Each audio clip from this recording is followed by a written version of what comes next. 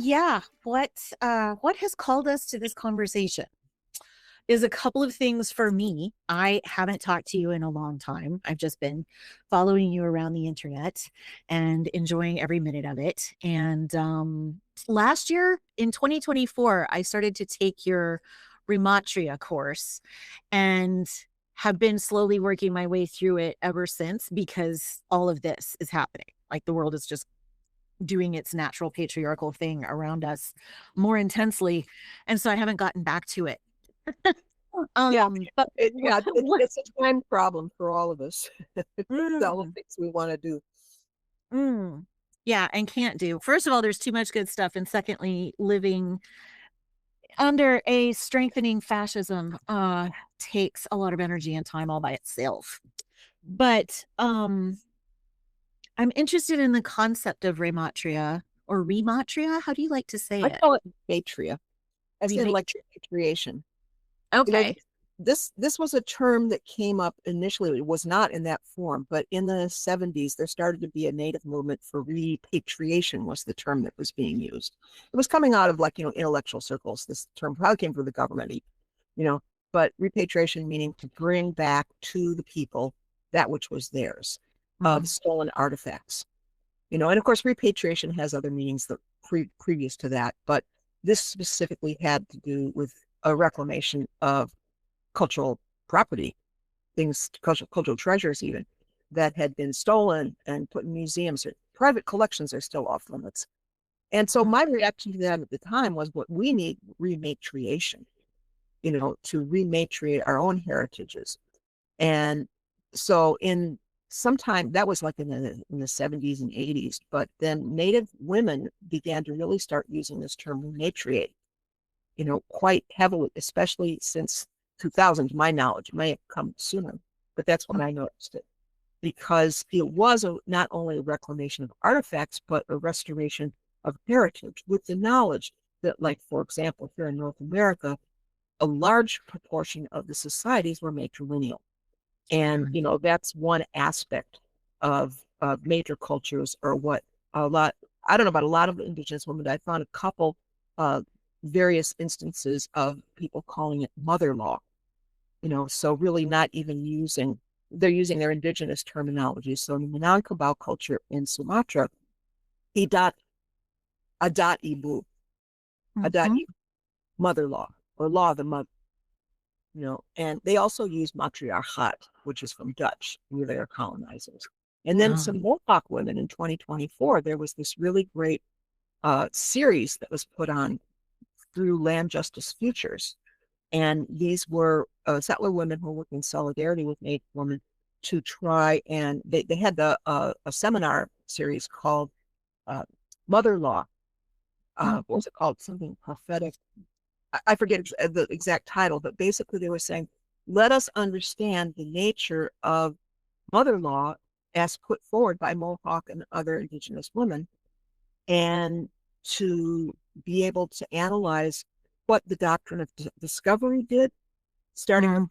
goals in 1493. It's like you can go forth and conquer these lands because you have the right to convert them and thereby appropriate lands and enslave people and all this stuff. And so that doctrine of discovery, they were very much at pains to lay out, was based on that became the basis for U.S. property law and is still being used as recently. Ruth Bader Ginsburg, this is one of the not good things she did, is she used the doctrine of discovery to rule against the Oneida Nation, part of the Iroquois Confederacy, Yeah. and their contestation of land that had been held by settlers. And they could prove title to that land, but she ruled against it. She wrote the opinion, actually. The whole court did rule against it because the doctrine of discovery had conferred these lands on settlers. And so, therefore, Native people, according to this, did not have any title to that land, and it was just going to have to stay the way it was. Right. So that was that whole series. But the thing that came through, what I'm trying to emphasize here, is this Mohawk elder, they call her Mama Bear, um, was really just talking about we have mother law. And of course, there's a whole orature of the Haudenosaunee, Six Nations, that lays out that land comes through the mother, social belonging, clan membership all comes through the mother line. And that, it even says women shall own the soil. So Hmm. this was first orature, and then it got written down sometime in the late 1700s, and the Great Law of Peace got committed to writing. So we have this record. And of course, this social polity that the Iroquois had crafted was notoriously the basis for the best aspects of the U.S. Constitution, including separation of powers, except they didn't include in the U.S. settler version, they did not include the balance of power between male and female. They left that part out completely, But the good things that we have that we're still trying to defend constitutional rights were checks and balances and other forms of parity that had to do with, the way that there's the men's council and the women's council and the female power to appoint and to knock the horns off of chiefs, so that there were these ways that there could be a just social order, essentially. Mm. It was built into this mother law culture. Anyway, I've gotten way off track, but going back It's okay. to We needed all that detail we needed context. We need context. Because it's one of the things we're missing so much of is that level of understanding the history that we're trying to bring these concepts up out of and then actualize them someday. So the detail is important. That's part of why your archive is the incredibly valuable thing that it is. That there we have it at the granular level, Yeah, well, it's a process because it's all provisional. It's gathering information, and then you have to weigh it and sift it and sort it and then evaluate it and test it, because there's always new information coming in. And so because we're relying on sources that are themselves suspect. And so there's this constant process of correction and amendment and addition that has to go on. But that's all rematria. That's rematriation. It is that reclamation of knowledge, because this is what has been systematically stripped out. And we have these dominant narratives that just the whole society is magnetized according to them, the imperial and the patriarchal and all of this. And so it's like our lack of knowledge that has been systematically denied to us is something that we felt very early on in the late 60s and early 70s. We had to have our own base of knowledge. We had to rediscover what had been completely wiped, or omitted or distorted, and to restate things and to bring forward facts that are recorded, but we just have had access to because they are erased out of the cultural narrative. And so that's what I really intended in calling the course Rematria. And I was giving the courses different names each year. There was Matricultural Eyes one year, there was Researching Women, and then I've gone over now, I'm just going to call it Womanity. That was last year's course. And so Womanity, because the whole undertaking is to look at world history, politics, everything really, through the lens of putting women at the center. Yeah. Which changes everything. That's why those projects in the 70s, 60s, 70s, and 80s were called recovery projects, right? Or like you've said in a couple of videos that, and I think in your bio too, well, not in your bio, but in a couple of videos that, you end up becoming an interdisciplinary scholar because the knowledge or the history that we need to find isn't filed under history. It's filed under, ethnic studies. Right. Yeah. All these different categories. And, at the beginning, I was really looking for, broken out information. It just wasn't available in that form. With very few things. We had Matilda Jocelyn Gage, and we had Mary Beard and a couple other historians that actually talked about women's history. But, in that time, it was card catalogs. And you go to the card catalog and you look up women, and you would see motherhood and fashion and marriage. And, it was this very artificially narrow spectrum. You did not see farmers. You didn't see builders, or, it was not in the data set yet. So, this is one thing that digitalization has done, is it's really daylighted a lot of not only just writing, but imagery, archaeological finds that, we what I had to go through, and we all do, is that what we know is strained through gatekeepers. Who publishes, who edits, who selects the photos? Because in the very beginning, I was starting from scratch. And there's these Dawn of Man, Time Life books, coffee table books. So it was all generals and male philosophers and kings and dynasties, and a couple places, little tiny black and white photos of an ancient female figurine. But just, which even Yes, FRTD. Something else, Right. and they didn't even bother to necessarily identify them. It might say what country it's from, but by context, dates, nothing like that. So, interdisciplinarity was really crucial, still is, for women's studies, or really any kind of subversive overturn of the dominant narrative, because you have to look not just at written history, but you have to look at indigenous orature. Archaeology was like a whole revelation, because when you go into the Neolithic, you see all these ancient female icons, these statuettes, and they're like the dominant pattern of both actually the Paleolithic and the Neolithic and the archaeology in terms of human representation.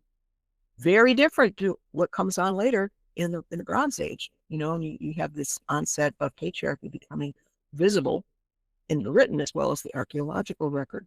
So archaeology was very important. And then linguistics is important, because that began to give us, the historical linguists began to lay out for us patterns that showed relationships of peoples, migrations, like the Indo-European languages and how that spread across the planet as a dominant culture, but also origins of words and shifts in meaning. And so there's a lot to be excavated there. And now we're dealing with genome studies and how that is telling us all kinds of stuff, not only about migrations and that kind of thing, but about patterns of conquest. And we're seeing evidence for matrilocality, or sometimes matrilineality, showing up in, Fujia in China, or Dorset in Iron Age England, where the Celtic tribe, and they're seeing, well, they can't tell if they're matrilineal, but matrilocality is indicated in the burials. People of a one mother line being buried together, that kind of thing. And that's showed up in Pacific Islander migration genome studies and a lot of things like that. So, and one of the things that has really laid out for us, looking, especially because most of the scholarship so far has been heavily concentrated in Europe, but in the late Neolithic, we start to see these patterns of conquest. And it actually authenticates this way that it was described was kill the men, rape the women. The male scholars would say marry, but of course it was rape, because somebody who just killed all your own male relatives and takes you off, and that's not a marriage, that's a rape. No, yeah. What Mermaid Gilbert talks about as hybrid cultures, because what the genome in places like Spain and the various other parts of Europe show is that there is a disappearance of the male genome, of the elder kindreds, the indigenous people of that era.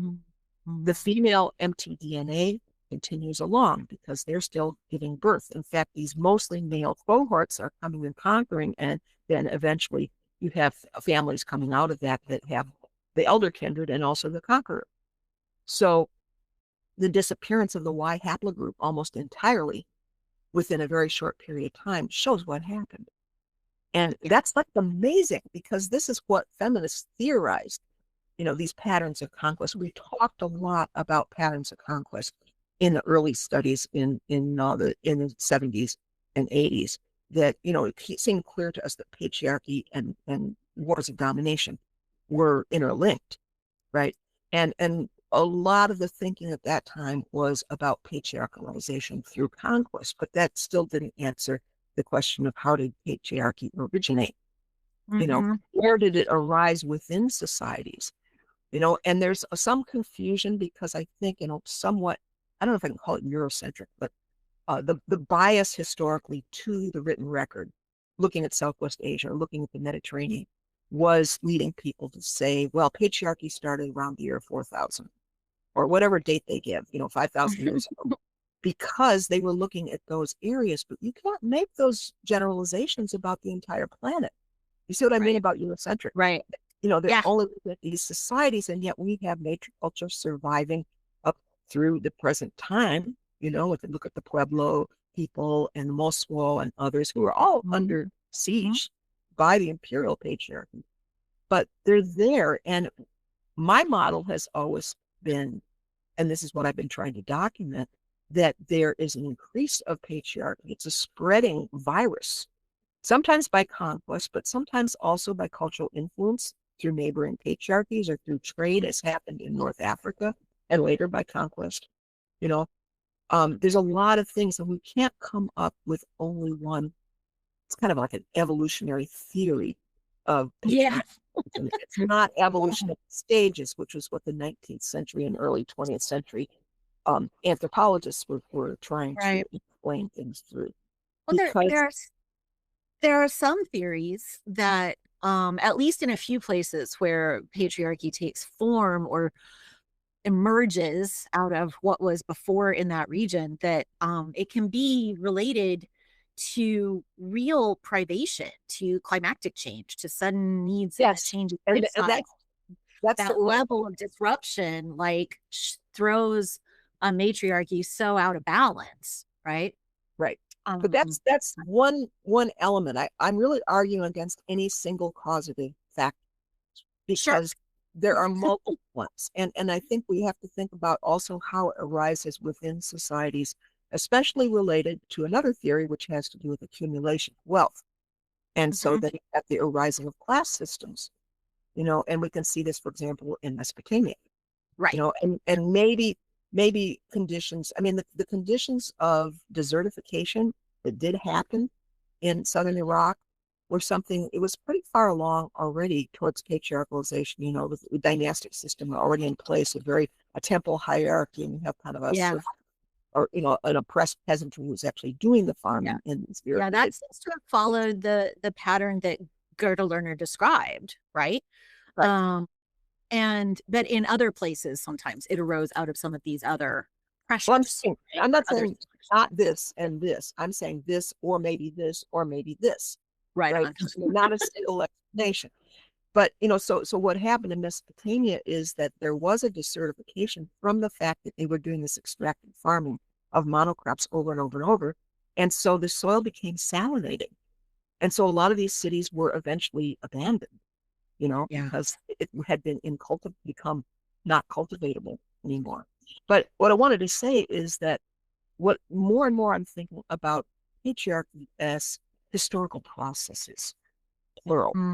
You know, that there are these layers upon layers upon layers of patriarchalization, because, you know, a very early model of, you know, when anthropologists would say early slavery is female slavery, you have maybe not standing armies yet, but you have a culture of raiding and taking female captives, you know, and then that degrades the status of women across the board over time, because, you know, we you know, a female is potential chattel. And what we're looking at is there's a differentiation within early patriarchy and even later patriarchies of sisters versus wives, because sisters belong to the lineage and they have status within it. They belong. They are to be protected, although that falls apart too. Wives marry in to patrilineal families, and they are outsiders, and they come in at the bottom, and they can earn their belonging through bearing sons, right? Or through various other machinations of, you know, jockeying for a position within the existing patri family. So there's all of that. And this is an early version of divide and conquer that patriarchy has out. Divide women, you know, sister, are you a wife? Are you a wife who matures within the system and gains status as a mother of sons and as one compliant within the patriarchy, who then abuses the new wife that comes in? Right. In India and a lot of, you know, classic. And what country are you from, and whose side are you on? And these are the grids that patriarchy uses to divide us, right? Right. Nice, you know, lines of identity or place or religion or whatever. But specifically around females, because, you know, men automatically belong, and men are at the center. They bring women in, you know, and there's negotiations between men as far as arranged marriages and families desiring status. So the welfare of the daughter who is given out in patriarchal marriage becomes less of a concern. The brothers aren't protecting the sisters anymore. They're thinking about the diplomatic alliances and the property relations between powerful clans, you know. So it's stratification of layer and layer and layer. And eventually we get to the point, which is what I've been posting about in my Substack lately, talking about the Gnostics, is ways that religion, but it goes way before that, the ways that religion begins to encode male domination at new levels, and especially with the dominant religions today. So you've got, Christianity, Islam, but even Hinduism, Buddhism, all of those have structural male supremacy encoded into the religion.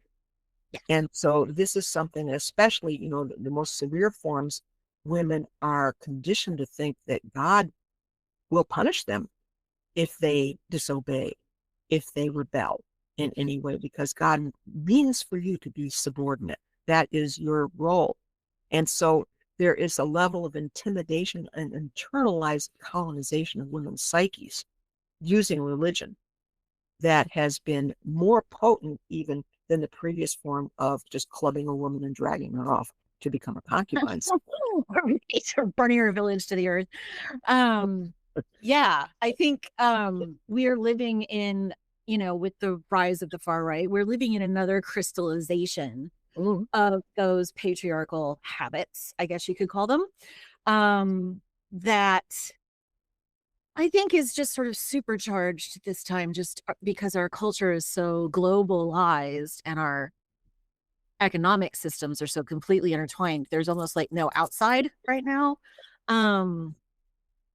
But it's that pressure that I think a lot of feminists are feeling around the world is one of the reasons that more and more women, in ways that aren't necessarily rigorous, but are definitely hopeful, are starting to talk about bringing us through something into another kind of matriarchy. I think of it as not a nostalgia project at all, but as a kind of like you do, like womanity, like reinventing humanity in its most natural form, and with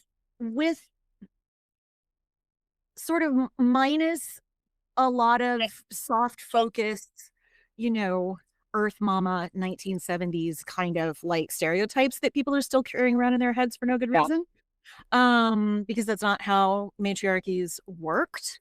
And key for me to all of that is that every one of those systems that we have been able to study or that still exists, you were talking about was it the Mohawk you were talking about, knocking the horns off of the chief if he's not chiefing correctly,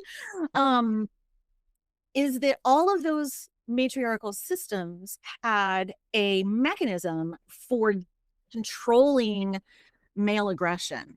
Yeah. Either the man didn't live with you because you were practicing, sort of a clan relationship and traveling marriage and that kind of thing, or the women simply had, since time immemorial, the right to say, you don't get to leave now. Or in the case of some tribes in some places, that every once in a while you're going to get a jittery, hungry, aggressive personality, even if you have a fairly egalitarian, peaceable culture. It's just kind of a part of the roll of the genetic dice. But you'll have a way of controlling that person. Or if they grow up and just can't act right, in the case of some histories that I've read, the entire village or the entire clan will just decide, I'm sorry, but you can't live. They throw them out. You're too dangerous, or kill him, or kill that guy because you're too dangerous to everyone else's peace and well-being. You can't stay. And once upon a time, there was a forest to throw people out in, and there was a saber-toothed tiger out there that could get you. Like alone was bad when there were bigger apex predators than us. But there's always a mechanism, and the choice to like exile or murder is the last one on the list. You get lots of chances to come correct before the community gives up on you.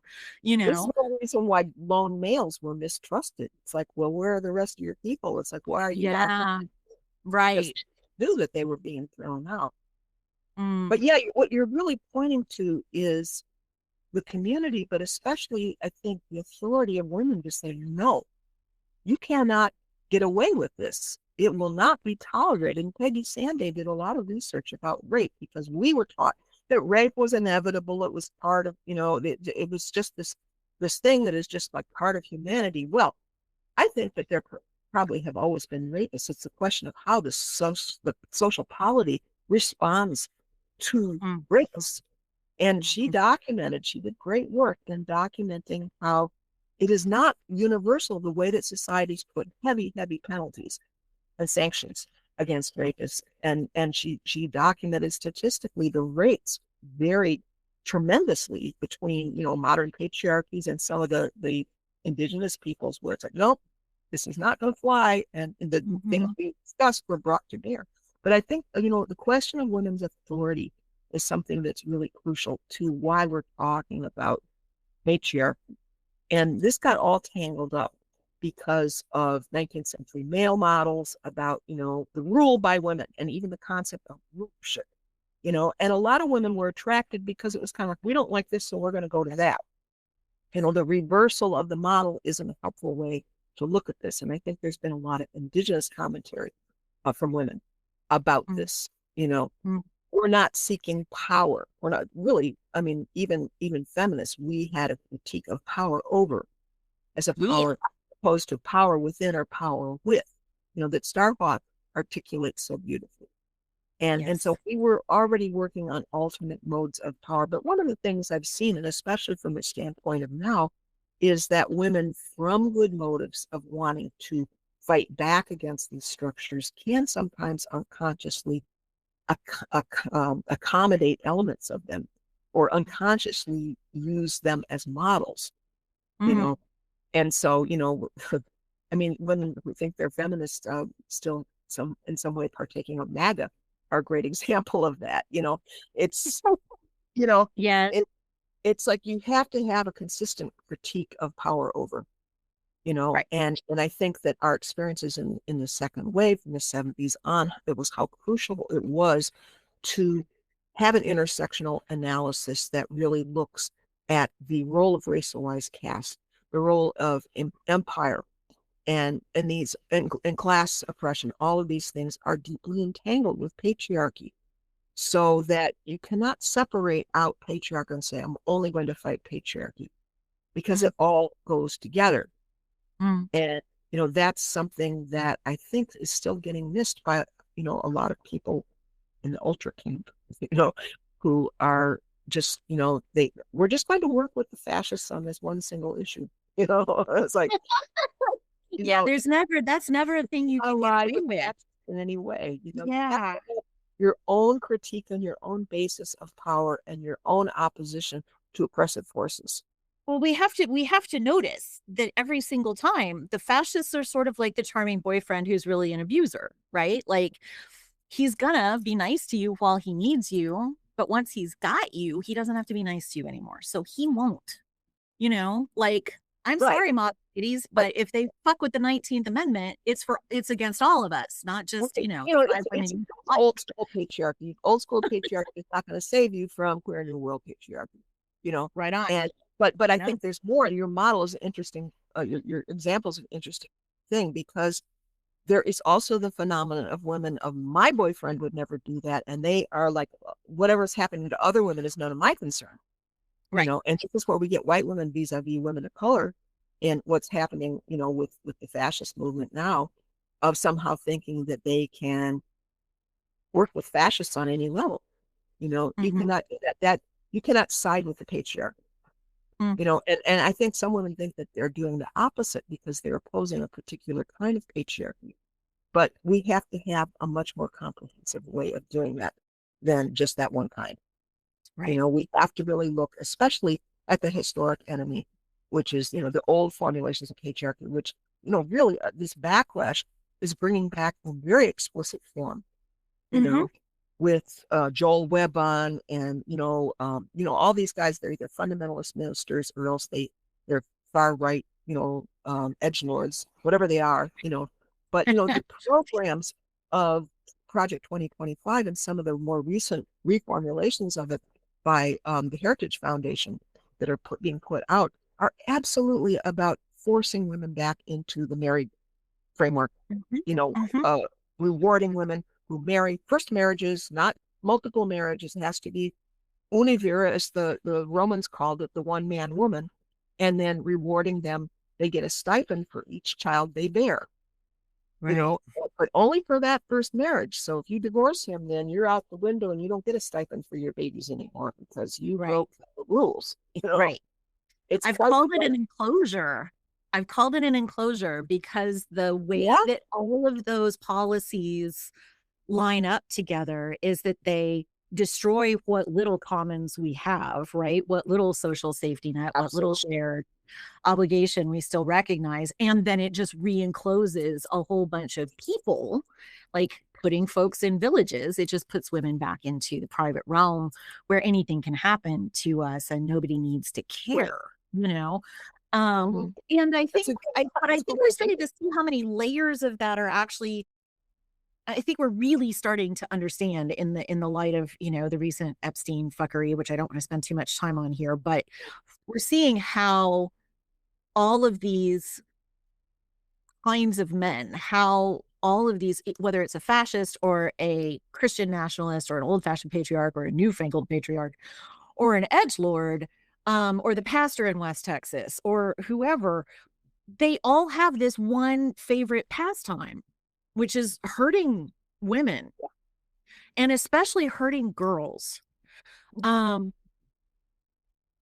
and it seems to me that we're finally coming to a place where nobody should be able to avoid the understanding that the literal institutions of our world are doing everything they can right now to protect these people.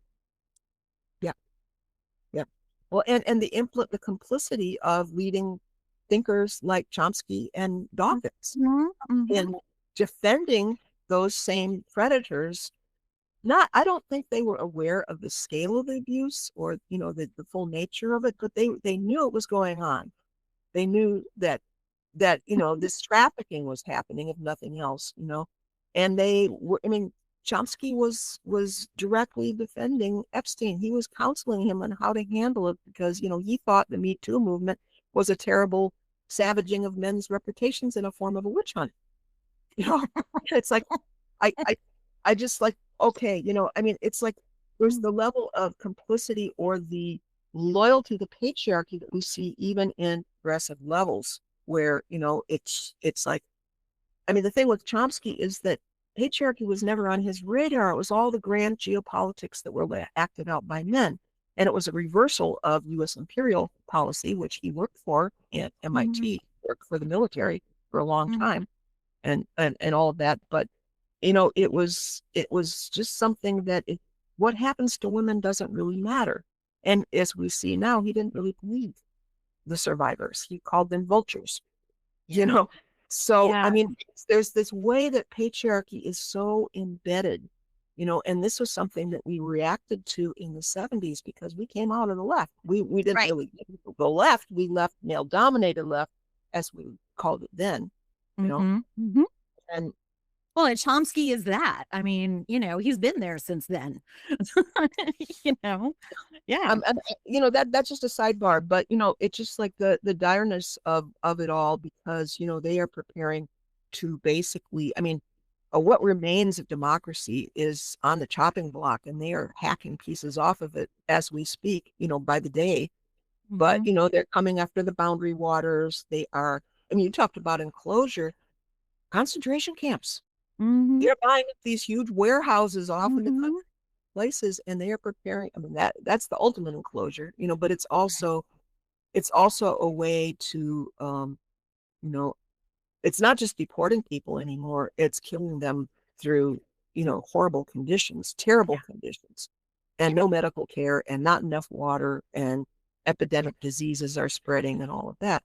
So it's a viciously sadistic politic that we are living yeah. under. It is I mean, it's yeah, the sadism of it is part of what may distinguish it from some other kinds of patriarchal structure, although I think sadism was always at the heart of those structures one way or another. There's always, I mean, if there's anybody in the room you don't have to care at all about, that's a yeah. sadist structure, right? If there's someone whose job is only to serve you.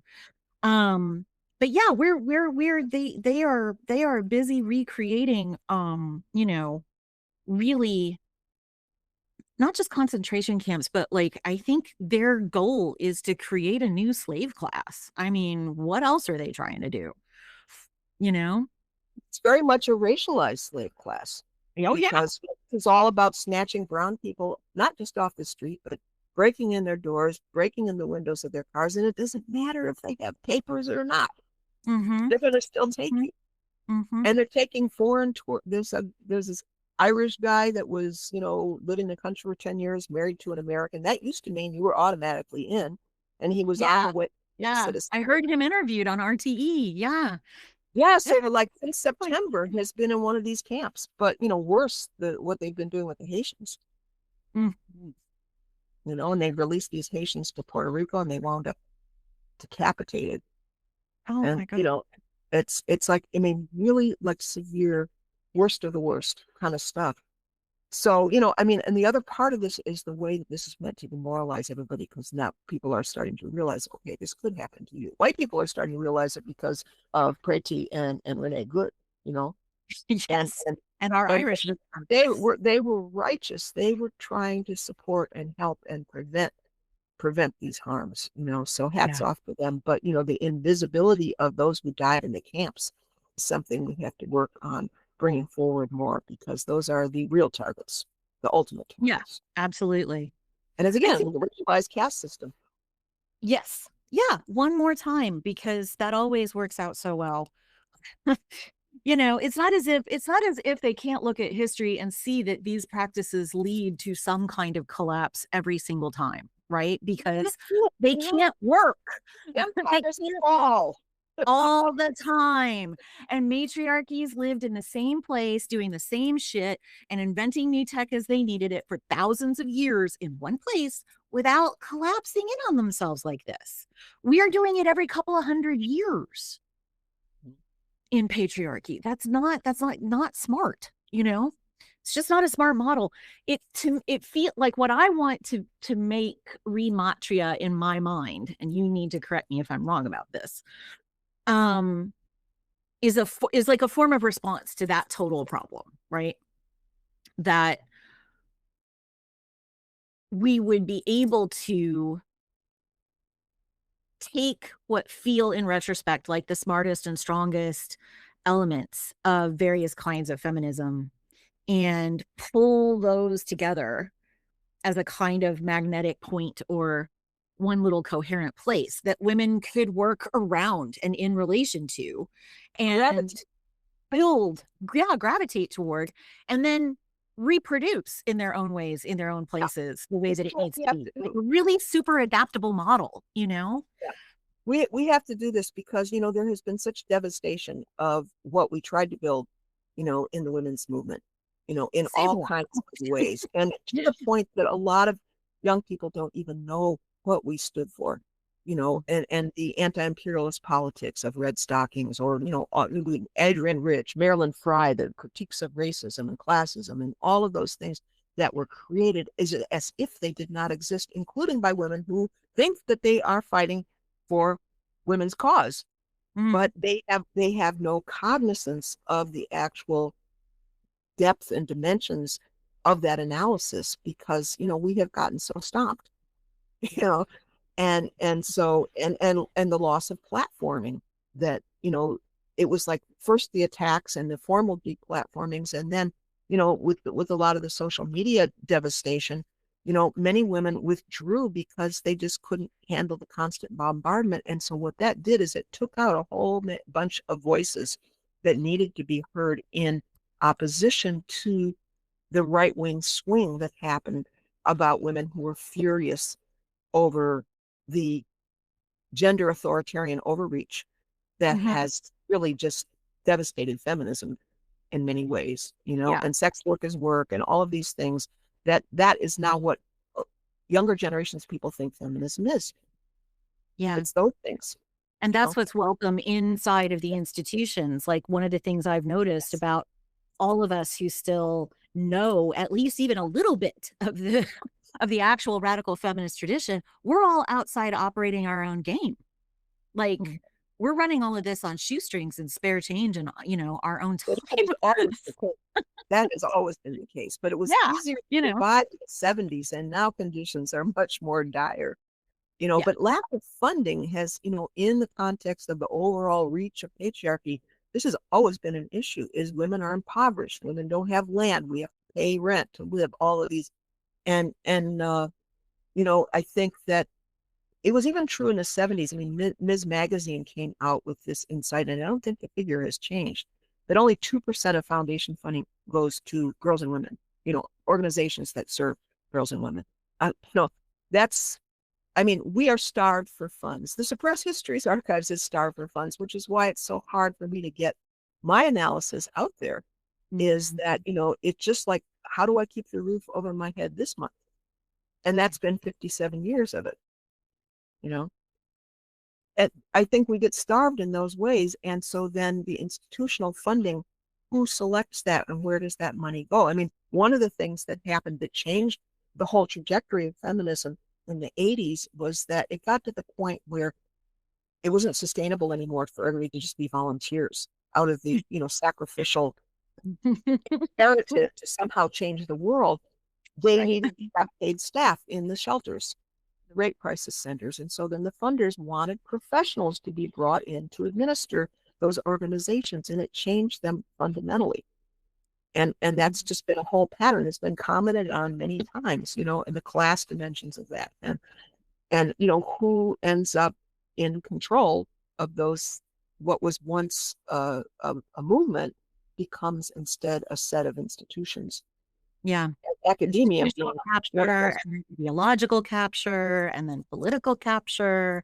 And now we're all out here running our own joints, trying to keep the word alive, yeah, I call it, and that we're more and more also sort of moving back off of like social media. I've noticed we're all kind of like, I don't know how many Discord servers you're in, but I think I'm at like 6 or 7 now. It's like we're all building these little forts in the woods. Like literally, I called it the other day. It's like we're building these little huts for witches in the woods, and we hang out here. Because even just going through Twitter to get to the chat where you used to hang out with your friends is too much of an interruption of your soul. So we're like not even doing it. It's just like, right. And it all just disappears down the timeline as well. right. So, Yeah. that's, but I've moved over to Substack because at least I don't see the censorship there. Facebook, I'm shadow banned. I can't even reply to comments more than 4 times, 5 times a day. And then I get a message from Facebook. You're not allowed to comment anymore because we're trying to eliminate spam. That's fine. We're sticking to it, but why am I still seeing an ad for something I bought 3 months ago, you assholes? Like I bought it. Did you notice? Did you see that transaction? This gets me in a way to issues of solidarity. Because it's a delicate thing how to have a sort of flexible, can travel, sort of feminist rematria model that will draw people together and then let them go do their own thing in its with those forms. But the difficulty is creating solidarity across difference. It always has been. And just for any one group of people to stand up such a model and say, look, I made a thing, you can have it. It could be easily dismissed for being too connected to one tradition or one part of the world, or name your reason to not perform solidarity together. And I think we keep running up against that particular kind of problem, whether it's over race, whether it's over religion, whether it's over our politics, whether it's over what political trajectory we're going to try to take, and whether or not that's in good faith or bad faith, or, there's just like 9,000 reasons not to be on team woman. They're all bullshit as far as I'm concerned. But the process of being on team woman is legitimately difficult. Yeah. And for good historical reason that deserves confrontation, right? So one of the things that you've talked about a great deal is sort of the difference between woman as an identity, right, as a kind of style, and woman identified women, Yeah. where there's actual solidarity, the individualism and the solidarity of that. And I wanted to spend a little time there because I am hoping it will help us think about solidarity across difference a little bit. Yeah. I mean, that was a major rupture, was that shift from the woman identified woman was meant to articulate that we are in solidarity with other women, that we are set up to be divided from other women.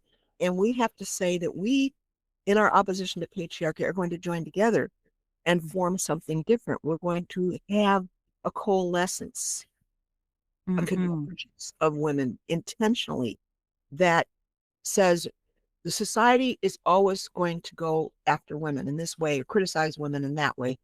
All of these structural reasons why women are divided. We're going to say that we put women first. And then, adding to that Red Stocking's statement that we are for the most oppressed woman. So Mm. that also wraps in poverty, and that wraps in racialized caste, all those things, or immigration status, which is now so up. Effects So of imperialism. Yes. it was an affirmation. This is who we are. We're going to join together, and we are going to affirm women in really direct ways, action, analysis, all of it. So Mhm. that went along for a long time. And then we come up against the identitarian reformulation of I identify as a woman, or for many Mhm. women, I disidentify from the category of woman. There's no solidarity there anymore, although some trans men have spoken out on the reality of female oppression and even said, when I transitioned, I all of a sudden noticed that I was greeted in a different way when I went into the convenience store, or for people, if I spoke, the way what I said was received positively instead of snapping away at it. So that was, there was some consciousness at times there. But, or just the whole idea of, well, I don't want to really claim being female linguistically, so I'm a they, them. And, that was sort of a new way of, in their minds, I think, of saying, I don't want to be bound by the strictures of gender Mhm. categories, but gender culture, the stereotypes and all of those things. There was genderqueer before there was envy. And before that, there was radical feminists saying, we throw all that away. We don't want to be bound by any of that. And there were excesses there too sometimes because we were so angry at that coercive feminization, that then women with makeup and all of the other stuff, there was some policing that went on there, and it's very difficult to have a rebellion and to be able to articulate your critique of those coercive social mechanisms without somehow also either being seen as or actually hurting women who are still performing those forms, you know. Right. Yeah. And it's like, how do you disentangle a pleasurable uh beauty, beauty practices, like Mhm. Egyptian eyeliner or whatever it is, something that women enjoyed and played with for as opposed to something that you cannot go out of the house without, you know. There's the difference right there. Yeah, yeah. There's a So difference. And I think like my sister Gorgon Victoria would remind us, human beings have decorated themselves since they figured out how to be human beings, and probably before. There's yeah, always been some way of decorating the self, either for religious ceremony or because it's fun or because it's camouflage to help go hunting, or because like there's always been even for a sexual connection that we see in the practice. most ancient clothing that we can find, you know? Yeah, yeah. So there's a lot to that. It's not just a one thing. But I want to go back to what you were saying, because I think that, when you're talking about how to women, it's like we have to rebuild. Matrix is the concept. We have to reconfigure matrix of relationships, and that's what a coalition is, Right. and then we maybe, hopefully we'll have learned more about not so much policing, but, I mean, it gets so complicated because I say that and immediately I begin to react. It's like, we do not ally with fascists. I mean, there are lines that have to be drawn, right? So, Yes. it's like in our critiques of each other, there are lines that have to be drawn very clearly because solidarity is implicated. Solidarity of white women with women of color in particular around that particular issue. but also solidarity with white women who are also crushed by fascism, which is what is in the sights with Project 2025. They want to Right. recolonize female bodies for procreative purposes and sexual service. Yes. But the matrix, and it's really sad because patriarchy took that concept and ripped it out of its historical roots and now And makes it turned it into a fantastic movie. of authoritarian control. And Yes. so we Yes. say that word, but this is something that in my matricultures video, which we're hoping to put on open access through the Suppressed Histories Archives within this year, because there's certain things that should not be behind paywalls. But the matrix is from the root we have the root of that means womb. Matrix is Latin for womb. And it's related linguistically to matrilineal, matrivocal, all those things, matriarchy, but also matter.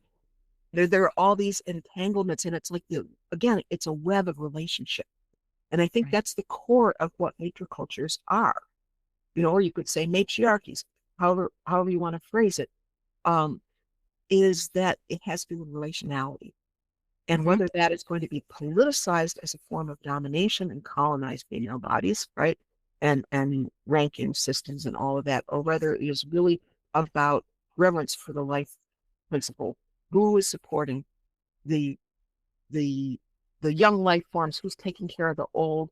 The solidarity of human groups. And they don't necessarily mean the lesbian feminist movement was very clear. It does not have to be based on blood kinship. And even in the classic matricultures, it can be through adoption. And the means in many societies, and even some patriarchal societies, was the elder woman be adopted to the breast. And that would be a token that now symbolically they were part of the kindred. Because even the patriarchal Greeks had this term of those who are related, they call them homogalactus, which means those who drink from the same milk. Yeah. Right. Yeah, and it implied a mutual. Oh, sorry, but it implied a mutual debt. It implied a real connection between these separate peoples, right? This clan and that clan. Yeah, I wouldn't say debt. I would say connection. I would say, responsibility. Responsibility is the best. Yeah. Of what that relationality means. But so for us, and this was what I was saying before about the radical feminist and the lesbian feminist movement, is we built our own families. We built our own webs of connection. We had the dyke houses, and it's like women lived together collectively, and sometimes they shared all resources, other times, you get into arguments about money. My personal opinion is, not sharing money, because they're trying to control each other. But, it's like, there are these other kinds of alternative families that have grown up and that we created. And I think that's true for even people now, in various movements. There are these ways of forming connections that are not bloodlines. Because I don't think that what we are going to recreate, should we succeed in doing so, is going to look just like what used to happen, the old historic forms, because we're living in a completely different world. Yeah. So we're inventing new forms, but we have to learn from those examples as much as we can, reconstruct them, and see how we can recreate something that works within our very disconnected, industrialized, technologized, digital world. It's really a fight for attention. So much of this is about, can you even be heard? Can you even be allowed to speak without having, Facebook take the person's account down? They were taking down accounts for saying dyke in a positive way. Getting the name of the woman, Liz. She formed this group called Listening to Lesbians, but they actually canceled her account for using the word dyke, and she fought and won to get that back. But then that was somewhat of a temporary victory because you have the authoritarian cyberlord coming in and wash. Yeah, I was just going to say this on a platform where some account was reported for sharing, like it was either porn or child rape media, 17 times before they got kicked off. Yep. So, 17. and this was back to the Epstein nexus, because these are the Bro oligarchs and they control the mass media platforms. social media for sure, all of them. Well, I don't know about Substack, but you know, and then you have, of course, CBS now, and there's this increasing. Washington Post just got shut down. I heard a great proposal that the women who divorced Gates and Bezos would get together and fund a new independent post, or a Washington Independent, that they would put all those fired journalists at this moment before they I go mean, find some other job, right. fund them, give them a platform. Let's have something independent, because we're losing. I mean, there's not much in the way of newspapers left anyway. New York Times is completely captured by imperial, genocidal, whatever, So, um, Yeah, they've listed very far to the right over there. Yeah. and this is, I think, true at large for most of the media. So Mhm. it really is a battle for attention on the cybersphere, and that's controlled by our enemies. They Yes. own Yeah. everything. This is like a little distillation of the problem, right? We live in these societies that are structured and controlled by the thing that we are trying to overcome, and we have to Yeah. live in it at the same time. Mhm. You know, And there's an um, old-fashioned version of that. The power of the press belongs to who owns yes, it. But so that still applies. yeah, yeah. Um, I mean, again, I want to kind of bring this back to the concept of rematria, because I think in that idea, there's both a process of reclaiming our history, as you have spent your life doing, and a process of imagining a future, right? I think these two things are always implied in each other. Um, and that also connects to the idea of women and feminists policing each other. Um, because the environment we're in right now, I think feminists are under so much pressure, and women who call themselves feminists are also under a lot of pressure. But anyway, that we're policing each other instead of looking outward. And people are jumping on each other's cases and trashing each other and being pretty awful, because they can't reach out and actually have an effect on the thing they need to have an effect on. This has happened over and over and over again inside of the feminist movement, right? The frustration turns inward and goes lateral. Um, and or is planted by people from the outside. Um, but in trying to overcome that, I feel like drop the policing as long as you're not aligning with fascists, of course, and try to take a position more of being mutually students and teachers. Like, don't try to think of ourselves less as competing, social justice interest groups, and more as students and teachers who are trying to invent something new. Well, if you are interlocuting with women who actually share that perspective, we're good. The problem is that many absolutely resist that idea. I mean, I agree with most of what you say, but here's the problem about the policing thing, is that the perception of feminism and certain feminist positions has become so wildly distorted by women taking way out there. Um, it's like, calling people mentally ill, or, it's just like what women do, that certain extreme expressions or Mm-hmm. irresponsible ones tar the entire movement. And we've seen this happen, that the perception of all women who take a certain political position can be somehow reduced by bad actors, very often by their opponents, to being entirely a characterization of the entire movement. Right. Sure. So I don't know if I want to go into details about that, but I think you know what. Indeed. Um, uh, I think,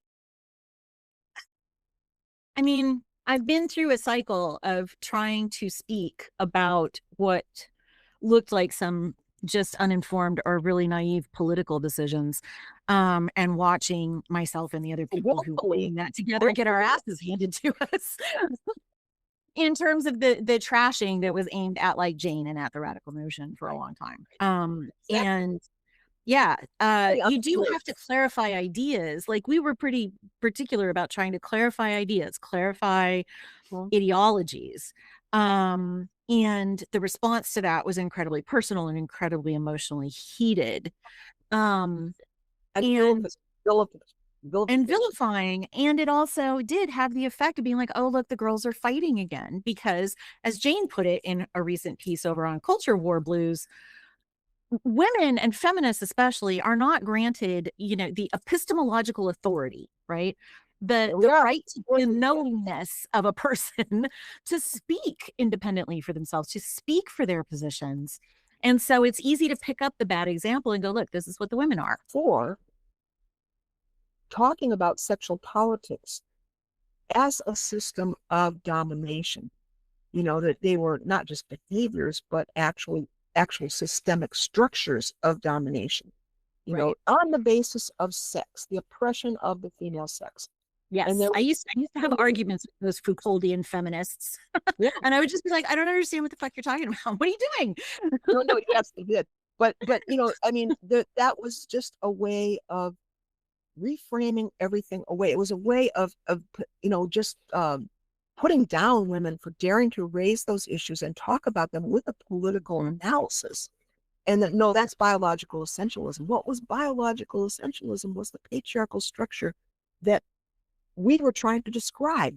We were Right. trying to describe a system which was based on subjugation on the basis of sex, the actual colonization of women's bodies and discourse.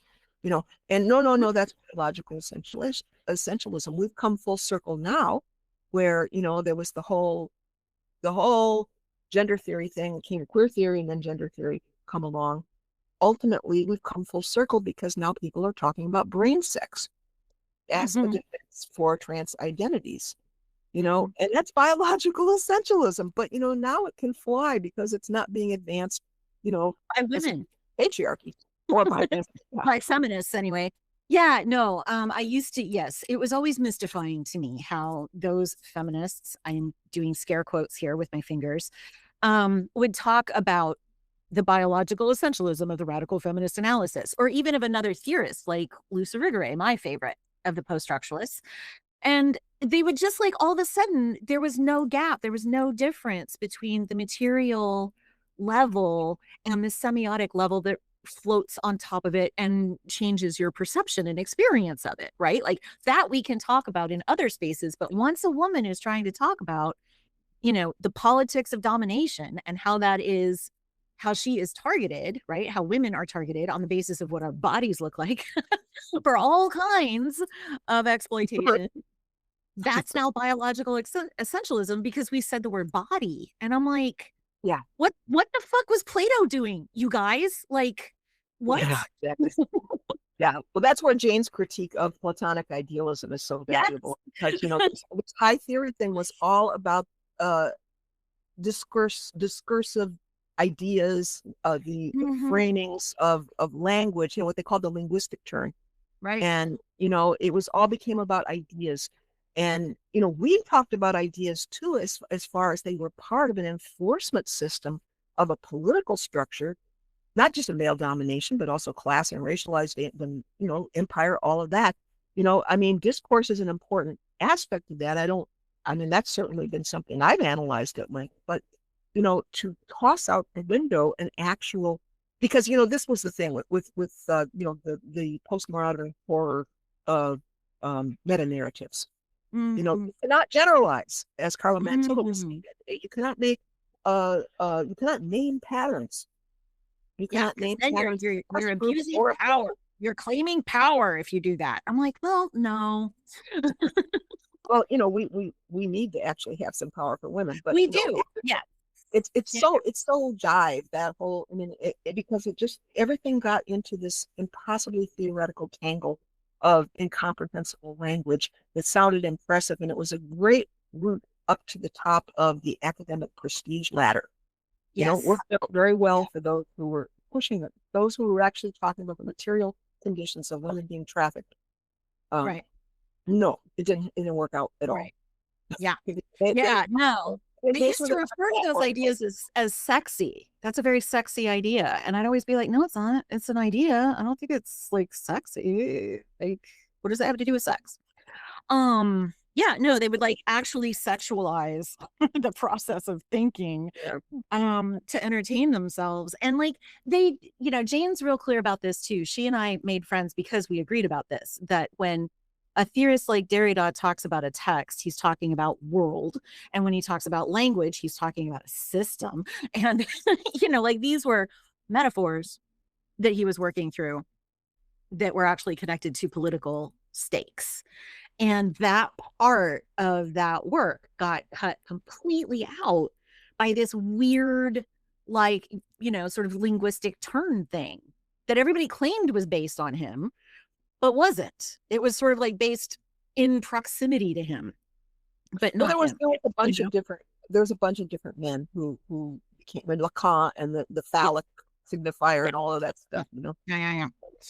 It's ironic because although this is like in so many ways very disembodied from actual physical lived reality of women within this system, there was this flowering of they were talking about bodies and bodies. The word bodies was appearing a lot, but it wasn't really attached to any kind of critique of experience.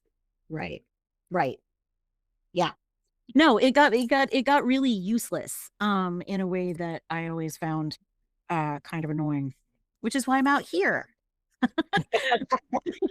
And not in there with them. And thank God for it. I feel smarter and freer all of the time. But that too, the biological essentialism charges, the women are fighting with each other, you're a fascist. All of these different, like just easy to level insults, right? These slurs that just automatically reduce your authority, mean that people are excused from paying attention to what you have to say or its implications for them or the world that they live in. Those are witch hunts. That's how witches work. They just went witch and then did terrible things to women. They're doing it still, like literally in many places in the world. That's why I ended up generating those little quotes from Silvia Federici's recent book, is that she's looking at how there are competitions for resources in parts of Africa is what she's looking at, but it's happening in a lot of places in parts of Africa where if you can take a woman's resources away from her and keep them, the easiest way to do that is to call her a witch. Yeah, especially the widowhood practices. Widows are regularly accused. If the husband dies, the automatic first thought is that she must have killed him magically with her witch powers. And so there are actually ordeals that they have to go through to prove that they didn't do it, but also the separation of them from the resources of that marriage. The patriarch claim back that house. Those are old patterns. Yeah. But the thing that you are a particular expert at is how that concept of the witch, the way that the witch hunts unfolded, is connected to culture, is connected to socialization, is connected to even technology. You get the witch hunts because you get the printing press. You can put this idea predate that. Predate that, but that's an augmentative factor. It increases. It creates a geometric progression of an escalation. The spread these demonological ideas, because what I document in Witches and Pagans is that there were already witch hunts going on in early medieval Europe. And I have a whole chapter on what was happening between, say, the 7th and the 11th century in as far as witch hunts, but it was not at the scale. And there was a whole ideological basis of it. And this is what Federici misses, is that there's a formulation, there's a culture war by the church against pagan cultures, ethnic religions, let's call them, in Europe. Diana is the devil, is one of the bywords, and this whole idea of women who go by night with the goddess and they fly in the night. And, there was a fusion of authentic folk traditions around the old pagan goddess with demonological concepts that come out of the clergy defining these religions as devil worship. And this is a whole story. We can maybe do a whole other podcast just on this. I'm not going to go into great depth, but these persecutions begin to escalate. You have the Inquisition coming into the picture in the 13th century, not initially to go after witches, but very quickly it turns to that as they get pretty much stamp out the Cathars and the Waldenses. They turn around and then they start going after women in the late 1200s and early 1300s, and that escalates. Alias Maleficarum is, very much spread because of the printing press, but it actually, the ideas in it are already in play from male demonologists. And so there's this whole cultural war against the folk cultures, which, non-Christian cultural roots, but also against women, because women are the primary body of the accused in this.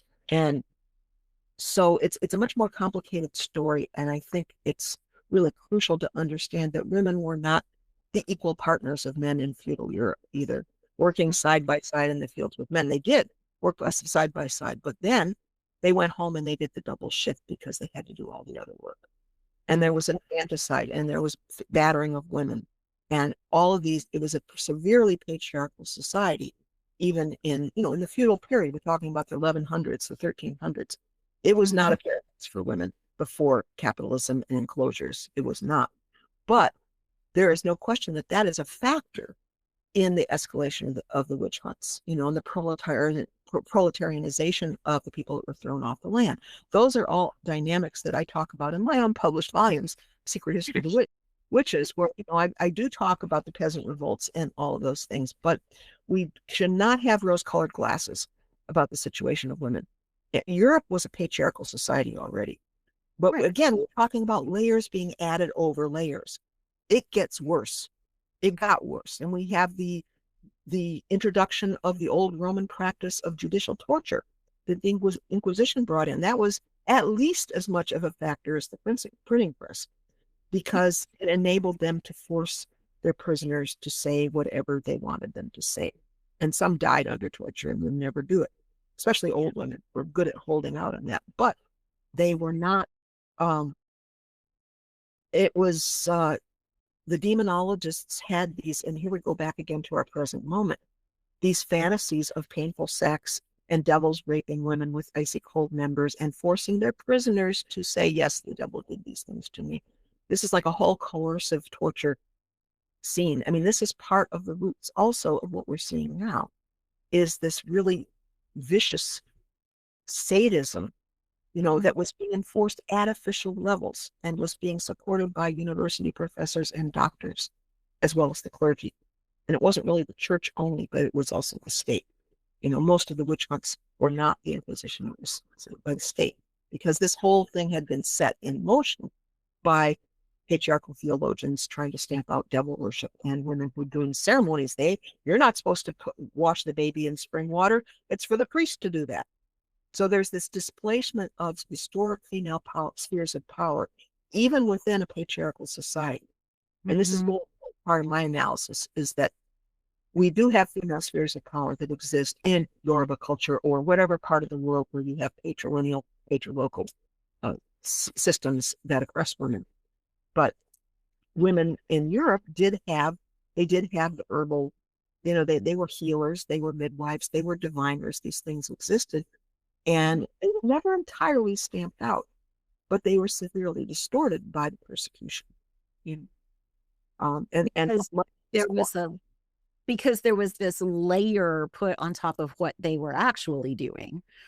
Yeah. And which was devil worship. Like, it's easy to go devil worship hunting. If it doesn't exist, it can be anybody. This is sort of the thing about a witch hunt, is that you're hunting something that doesn't exist in the way that you imagine it, which means you can find it, which means you can find it everywhere. Right. That's true. But there's another thing, was what the folk healers were doing did exist, but it was being demonized. Right. And even if they added Catholic prayers into their incantations for healing, that wasn't necessarily even enough. Because they did try to adapt and put a Christian sheen over it, as the diasporic Africans did with Santeria. They put the saints, and they had the orishas hiding under the saints, and the Maya did the same thing, and it happened also in Peru. This is something that had happened earlier in Europe, and even some of the same methods, because they had penitential books where they would interrogate people in the parish. Priests would be asking them, is there anyone who does this pagan practice? Is there any woman who reveres the fates and sets out a table for them that they may bestow good fates to the children they're born? Those penitential books were used again in Southern California by the Catholic priests in the mission system against the Chumash. Right. So there's this replication, and this is one of the things I'm working. I'm going to do a new edition of the Diabolism video, Ideologies of Domination, because what was first crafted within Europe in order to repress folk religion in which women ruled large was, this concept of devil worship, and blood libels also against the witches, supposedly killing babies. That was then exported by Europe in the European conquests of the world. Devil worship was being used against people in Virginia, native people, and in Massachusetts, and in Mexico, and all the colonies of Europe. It was a weapon of colonization that had been forged in the persecution of pagans and witches in Europe, centuries before or longer. So this is one of the ways where I'm talking about these entanglements of patriarchy with colonialism. This is a legacy that got picked up, and what was used to internally colonize Europe is then turned out and exported to the rest of the world. Adapted to new circumstances and weaponized, really. I mean, but for the same purpose, domination. Right. To install that. Anyway, we've covered a lot of ground. We have covered a lot of ground. I don't want to wear you out. I know you have an evening to have ahead of you. So I want to ask you one more thing before I ask you the last thing, because the last thing's really simple. But in your thinking, what feels like sort of just imagine like the short list of important things that feminists who want us to get through this contraction of patriarchy, this intensification, and to move toward a sort of rematriated and matricultural situation. What are some of where should we be focusing as far as you're concerned? Oh, goddess. I know. You don't have to be right. Listen, okay, let me take the pressure off of that question because I know it's really big. You don't have to be right. But like what today, this week, feels like where energy needs to be for the next while. I'm not talking about the next century that we're going to solve all the problems, but for the next while. We have to fight fascism. That's on the front row. And it's wrapped together with the patriarchal program that we were talking about before, the whole Project 2025. I mean, the men who are, running these intelligence trafficking compromat networks or are the beneficiaries of them are very much dedicated to reinstalling patriarchy and also to looting the entire biosphere.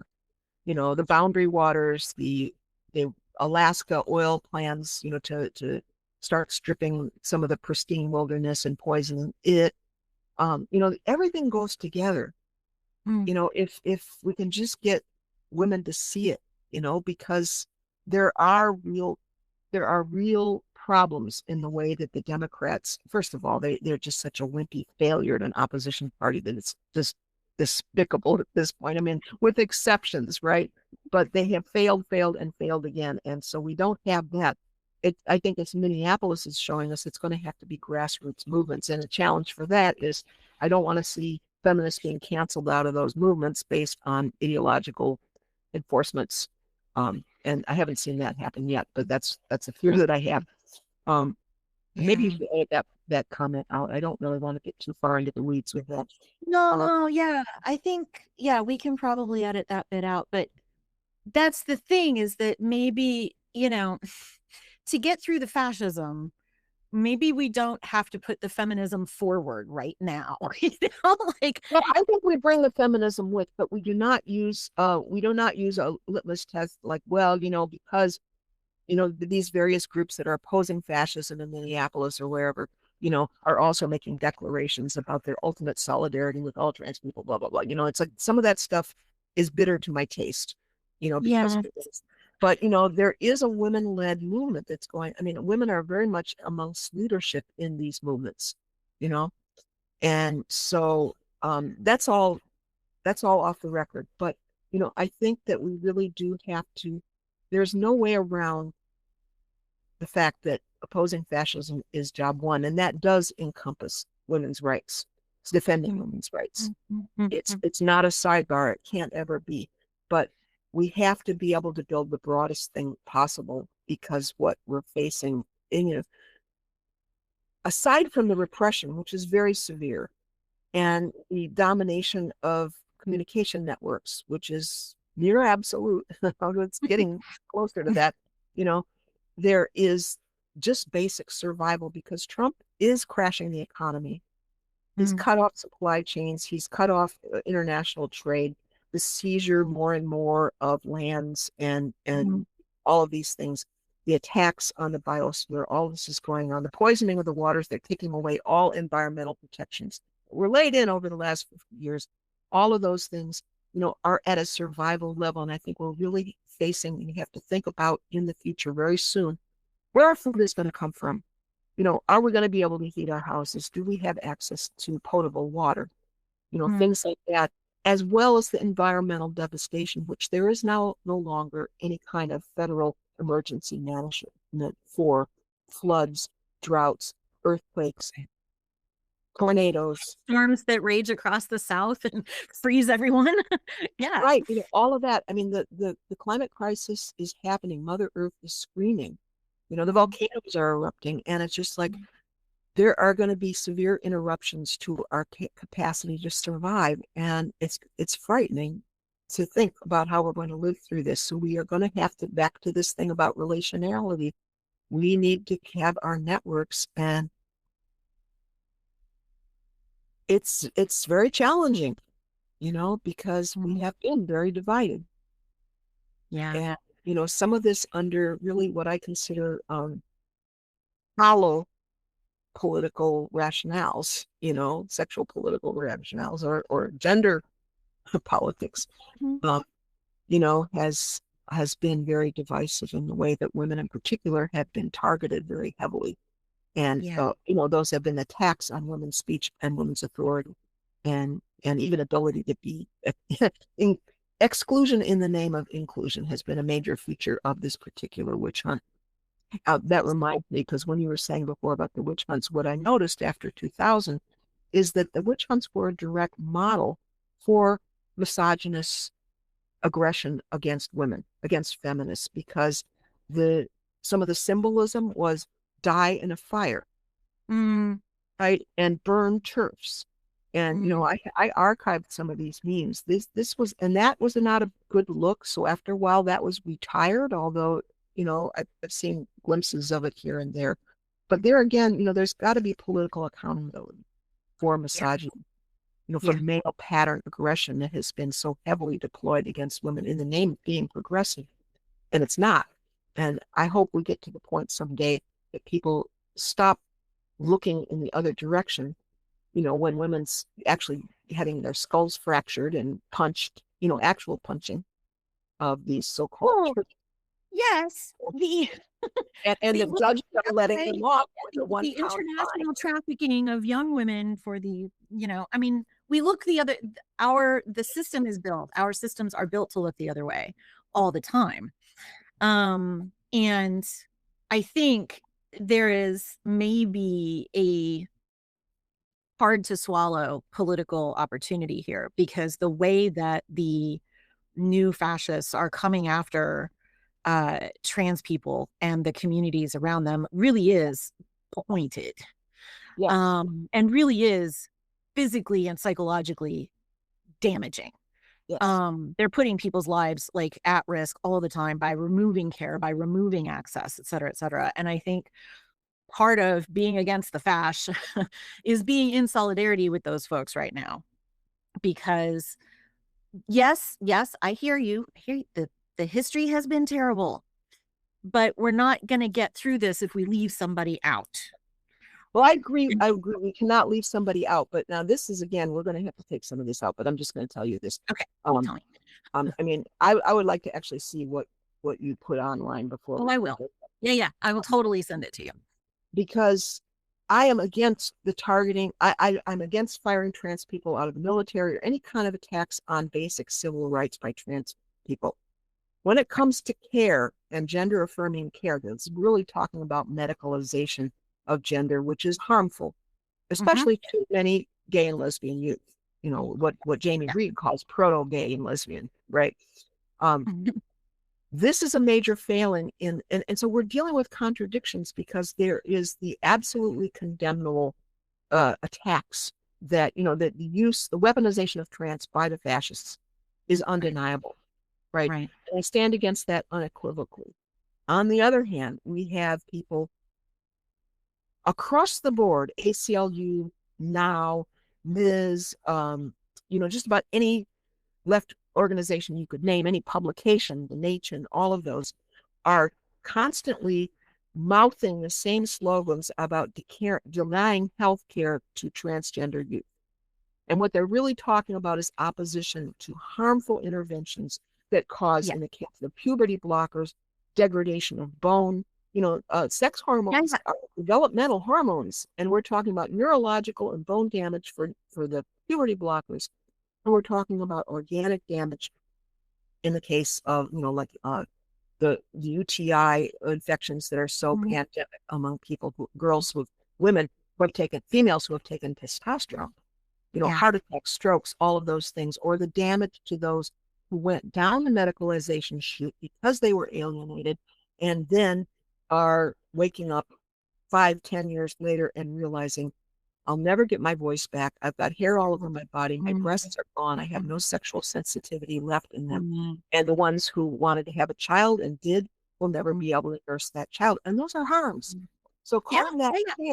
calling that care is not on. No, I And they totally get away with that. totally agree with you. But And because it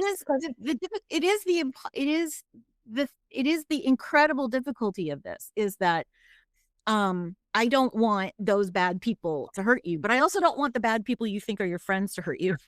You know, right. in And that's the thing about totalizing narratives. right, We are in a right. world of absolute totalizing narratives, which are only getting more polarized and more extreme because now all this false stuff is coming in through AI and deep fake videos and stuff, and people can't even tell what's true. I mean, they had a Yeah, hard time before telling what was true, yeah. but now Yes. Yeah.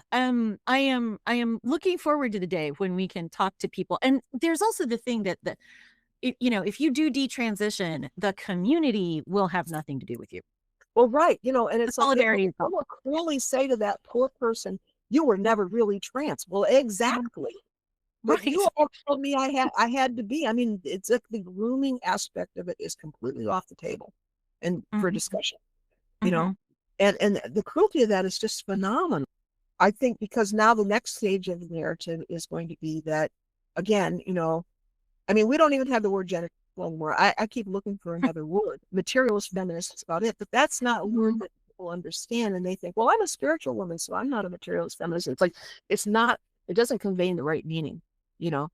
But it Yeah. drives me crazy because I see all these women denouncing GC, and I know a lot of women who might use that term who never even heard of it first emerged as a feminist critique of trans dominance, right? Right. You know, Right. and I've argued with Jane Edgerton over this numerous times. It's like don't throw everything, you know, don't denounce something that is much more multifarious if it's all part of a fascist adjacent group of, you know, ultras, you know, Yeah. DJ Litchi and a lot, you know. Yeah. It's like, you know, one thing the Black movement understood is even if people didn't agree with Malcolm X, they understood that he was mounting a critique that was crucial that would be used against all. And I Right. think that feminists have failed in this, even from within our cohort. You know, they want to Yeah. be over in the safe place. So, you know, it's like Andrea Dworkin's maxim, take her, not me. I'm seeing this in my own circles. They're so eager to Mhm. distance themselves. And I want to distance myself because I criticize those women, you know, a lot of those women, but I know that there are a lot of women who are not politically sophisticated who do understand the injustice of what's happened to lesbians in particular Yeah. and to feminists more generally, who might identify with that term, and they're being thrown under the bus because no acknowledgement is made that GC is a much bigger umbrella than, Yeah. I mean, Yeah. Jane was using the term until recently. I understand why she stopped. That's different from a broad brush denunciation of an entire category, Yeah. which it's like we need a name for the feminist opposition. What is it that Yeah. can be understood? I don't know. We'll have to do some thinking. We'll come up with something. I mean, it's like the materialist thing. I get you. It's one of the reasons that I've made sure that the archaeomythology and, you know, discussions of the goddess cultures and that kind of thing is always part of this project. So that they're not separate from each other. This is a material history. This is material culture. Yeah, this is a real thing. Term. I just don't think Yeah. Yeah. the totality of the position. I think it's Well, I'm trying. Yeah. useful I'm trying sometimes, to but think of it. yeah, we have to come up with something, because if we are going to have this reformulation or this reformation of core feminism, is one of the terms I came up with, you know, just to really kind of like reconfigure ourselves, then Core, did you say? core, Yeah. CORE. Mm-hmm. yeah, Mm-hmm. you know, then we're in a very difficult position because we're just under attack from so many different directions, Yeah. you know, and it's like, how do you convene something like that? And then you have women coming in who are expressing problematic things that, you know, how we deal with that, and especially how we deal with that incurring program on all of us. You know, I'm running into this in a group that I'm on the verge of leaving. I don't know, but there's this one secret listserv that is, you know, basically radical feminists. They're all pretty much mostly lesbians. But, Mm-hmm. you know, it goes down to this single issue stuff and how damaging that is to feminism. Because if the only articulations of transcritical, or whatever name you want to give to it, Mm-hmm. discourse are coming from visibly right-aligned positions like Carrie Dansky and Wolf, then, I mean, that's what happened, is we were attacked and deplatformed in a way that really affected our livelihoods and even our psychic and in my case, neurological survival, you know, so that I had to stop posting on Facebook. I was taken out of the game. I mean, I work on ground because I couldn't say things in public. I couldn't take it. I had seizures. You know, I was just like, I fractured my thoracic vertebrae in one most severe seizure I've ever had as a result of going on Facebook. And I stopped posting about it. And then the death threats towards J.K. Rowling. And I came on and said, this is disgusting that people would make death threats against J.K. Rowling. It was a very short post.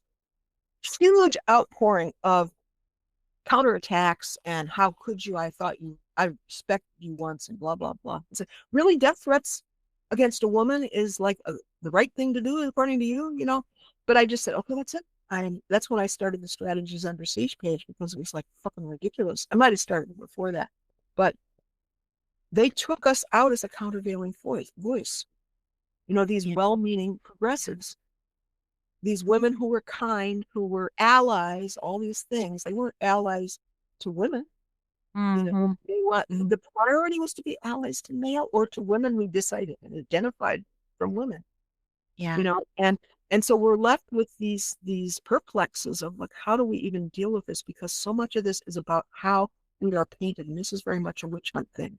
We are painted as being on the right, and I go crazy because that's happening in a very large way over here. And then I'm fighting with all these women over here who in any way partake or support any kind of right-leaning stuff, because they are enabling those attacks on us, and they are actually destroying our public face because they are visible. Keith doesn't care. She goes online and she does her thing, you know, with your shield or on it. Great. Let's use the whatever, sweetheart. Oh my God. You know, the thing I want to remind people of is that because we are feminists, we have exactly no power. Behaving toward each other as if we do is part of the problem, right? Like Wolf, WDI, all of these sort of internecine sorts of fights I get that they out there might mischaracterize us, but they out there are going to mischaracterize us. It doesn't matter That's what what we Wolf says. do. Well, I don't think that Right. that's an excuse for And doing it's stupid very shit. damaging. I don't think that's an excuse for doing stupid shit. I don't think that's an excuse for being politically irresponsible or getting way too close or into the right and still calling yourself a quote unquote radical feminist. Like that term has been like sort of diced and sliced up over time in so many ways. It's almost impossible to use. Core feminism is really interesting, but the idea that any of us has enough influence to shift any of these conversations strikes me as kind of nuts. I think what we need to do is be building the power we need to be able to shift those conversations. That may mean that we retrench a little bit. I agree that we do, but I really disagree because I think that the only visible voices who remained out there are the ones that are on the far, far side who really did get in bed with the right. And it has painted Mhm. all of us. It has smeared all of us, and it has been used over and over again by people on the progressive side to say that that our position either doesn't exist as what we know it to be, or it is a fascist project, because those are the visible voices.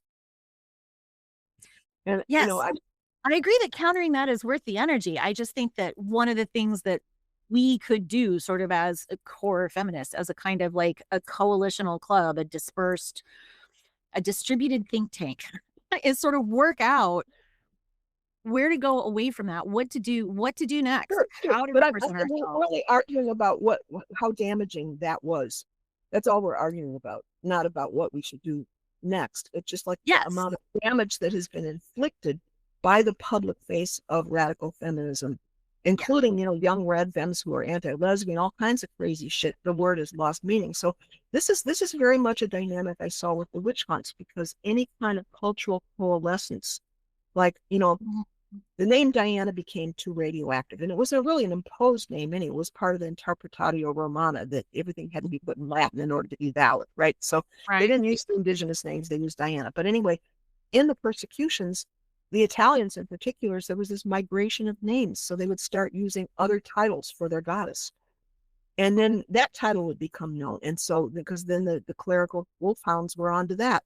And so they kept changing the names, but it's like we keep losing our name. Yeah. We keep losing the language that describes a political position, because now it has been branded. It's very Yeah. serious that we lost control of our own discourse. And postmodern is one way that it happened, but another way that it happened was, and I don't use the word woke ever, but the whole trans capture of left and feminist and queer discourse Mhm. Mhm. in its absolute form. There, that exists as a monolith on one side, and then you have a much smaller group of beleaguered and angry feminists, many of whom who are clueless about the implications of their statements, and their alliances, that have sunk. They handed a dagger to our enemies, and you know, I'm not. It's not important to me to condemn them and argue with them. I'm just concerned about the political damage this has inflicted on our ability to advocate for feminism. Mm. As I know from the women's land movement, you can retreat into your enclaves, but that just increases your invisibility. You're not present in the broader discourse, and Yeah. somehow we have to be. It's Hey, pretty fraught. it is. It is terribly fraught. I mean, we're doing you've been doing this for ages, and I feel like I have just matured into one of the most complicated moments of feminist movement history. And I'm like, what the fuck are we gonna do now? Yeah. Um, but one of the things I want to tell you that just like everybody else on the planet, Medusa Rising is developing a Discord server. Um, and well, we got like I put out a poll to our readers, and like a whole big chunk of them were just like, community, please, want to get connected. And I think, yes, if I want to build connections among people and get this whole coalition idea flowing, we're gonna have to do that. Yeah, let's try to. I want to do a whole entire conversation with you sometime about the awkward, difficult position that lesbians find themselves in these days. I don't think there's enough care, just basic care given to that topic, to your cohort of folks, to these communities, and to the, I mean, currently there's a lot of misguided lesbians, fine, but historically, a lifeblood, a lot of the movement. Yeah, And absolutely. A lot of the leadership was lesbian. yeah, The second wave. yeah. Well, even, actually, what's her name? Lillian Fatterman wrote a book about the first wave called To Believe in Women, documenting how many lesbians were involved in that. Mm-hmm. It's the failing of the book is she's so concentrated on white women. Mm-hmm. But nevertheless, she puts out really valuable information, stuff that I didn't know, like Frances Willard, who was the leader of the Women's Christian Temperance Union, was one of the conservative forces that Susan B. Anthony was keen to align with. Mm-hmm. Was a butch girl who did boys' tasks and cut her hair short and wore men's clothing and stuff. And then she grows up and she becomes this Christian. I don't know if a conservative is the right. Trauma does fucked up things to people. Well, it was just like her issue was really women. And so, like, because battery and alcoholism were so close correlated, that's the way she went with it. And I found another very interesting, can't think, but very, very interesting woman who was also a Christian feminist, but she did all this organizing around, she became a missionary where she was in Asia, she was in China, and then she was in India.